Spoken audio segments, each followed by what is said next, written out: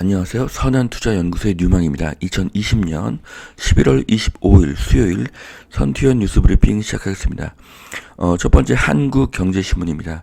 어제는 코스피 금리 환율 상승했고요. 코스닥은 소폭 하락했습니다. 자, 첫 번째 기사입니다. 강북에서도 종부세 대란이 시작이 됐다. 서울 절반이 9억이 넘는데 11년 전 잣대로 중산층까지 징벌적인 과세를 하고 있다. 이런 기사입니다. 네, 종부세는 징벌적이고 확실히 비정상입니다. 그래서 오래 가지는 못할 것입니다. 만일 오래 간다면 한국의 월세와 전세 가격은 세계 최고 수준이 될 것입니다. 세금은 최종 소비자에게 전가되기 때문입니다. 경기도 33평 아파트의 월세가 300만 원에서 450만 원이 될 가능성이 높습니다. 지금도 월세가 150만 원이기 때문입니다. 종부세 250만 원 넘으면 최대 6개월 분할 납부 4달 1일부터 15일까지 내야 한다. 네. 이렇게 분할 납부를 허락해 준다고 합니다. 자, 인간은 이런 선악의 구분보다는 손익의 구분이 더 빠르죠. 그래서 이런 종부세에 대해서는 앞으로 엄청난 저항이 생길 것으로 보여지고요. 결국 버티면 이기는 그런 게임이 될 것으로 보여집니다.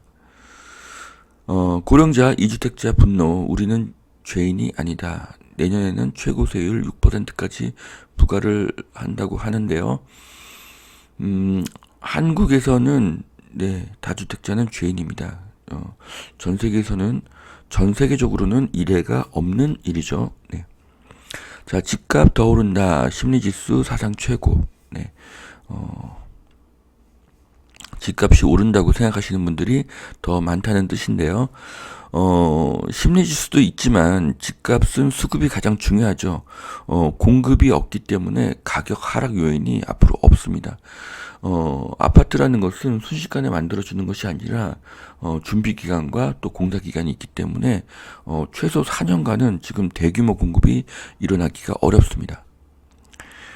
자, 파이자, 모더나 비싼데 효과는 95%고 아스트라제네카는 가성비가 좋다. 뭐 이런 기사인데요.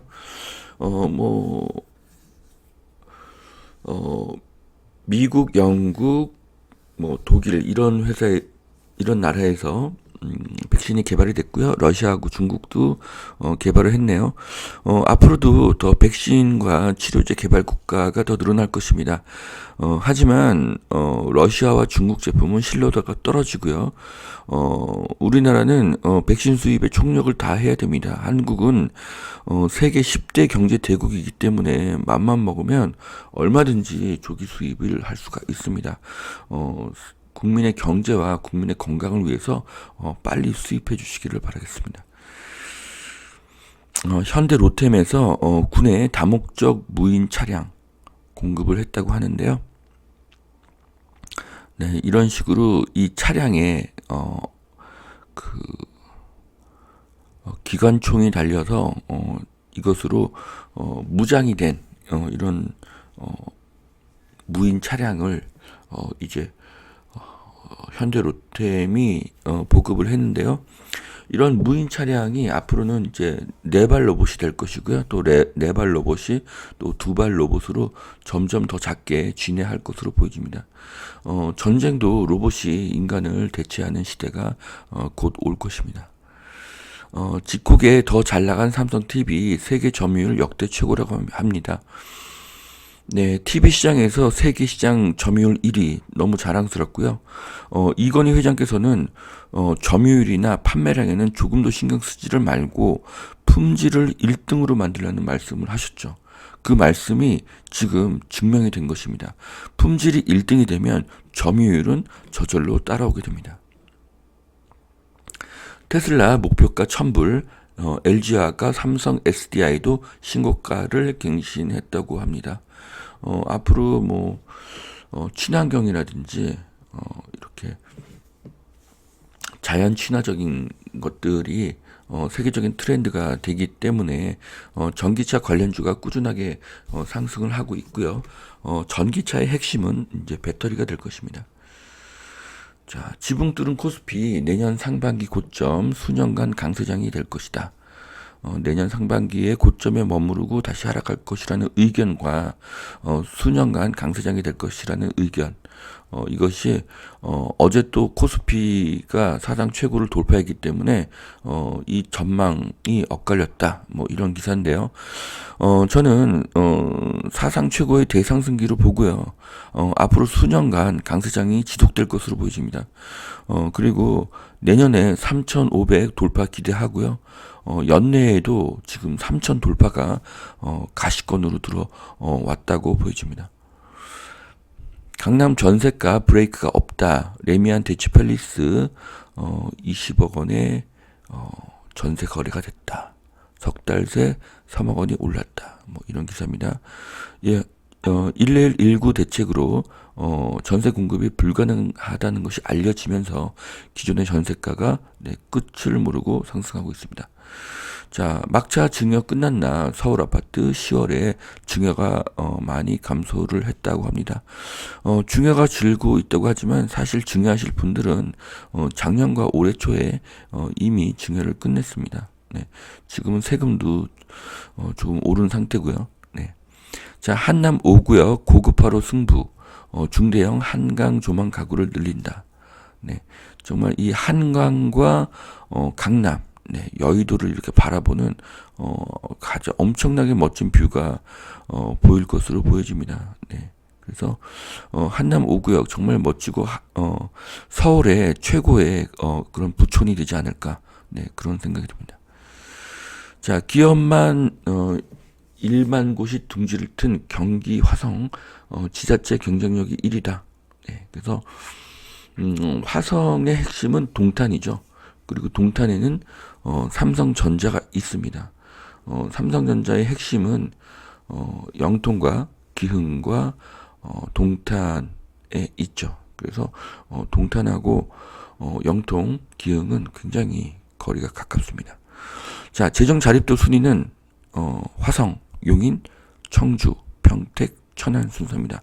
자, 모두 수도권 남부라는 공통점이 있고요.